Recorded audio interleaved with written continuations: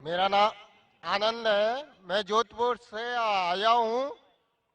मेरा सवाल ये है कि आपने कल कल्कि अवतार के बारे में बताया था। उसमें बताया था कि मोहम्मद पैगंबर साहब कल्कि अवतार से बिल्कुल मिलते जुलते हैं। तो कल्कि अवतार विष्णु भगवान का ही एक अवतार है। उसके हिसाब से हम लोग जो विष्णु भगवान को मानते हैं, आप लोग भी विष्णु भगवान के एक अवतार को ही मानते हैं। उस हिसाब से आप सभी भगवान विष्णु को ही अल्लाह मानते हैं। जो आप खुदा कहते हैं वो भगवान विष्णु ही है। माशाल्लाह, बहुत अच्छा सवाल है भाई का।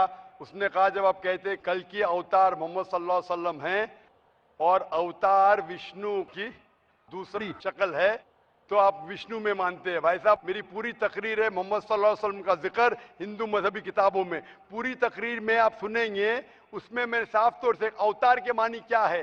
अवतार जो कहते हैं भगवान की मूर्ति, ये आम हिंदू कहते हैं। अवतार संस्कृत वर्ड है जो आता है अव और त्र से। अव टू डिसेंड, त्र मतलब डाउन, नीचे आना। उसका मतलब है कि खुदा ने पैगंबर भेजा है। अवतार का सही तर्जुमा है पैगंबर।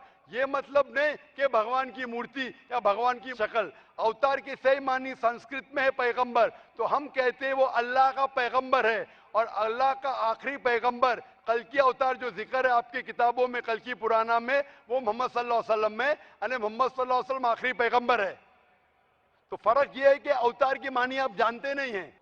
मैं पूछना चाहता हूं, आप मानते हैं मोहम्मद सल्लल्लाहु अलैहि वसल्लम आखिरी पैगंबर है?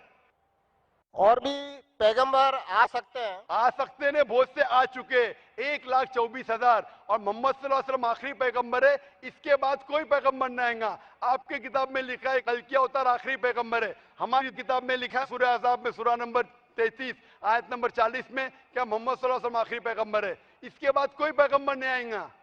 उसके पहले बहुत आ चुके हैं। आप मानते हैं मोहम्मद सल्लल्लाहु अलैहि वसल्लम आखिरी पैगंबर है? हाँ, आप मानते हैं? आप मानते हैं कि खुदा एक है? भगवान एक है। आप मानते हैं कि बुत परस्ती गलत है, मूर्ति पूजा गलत है? आप मानते हैं?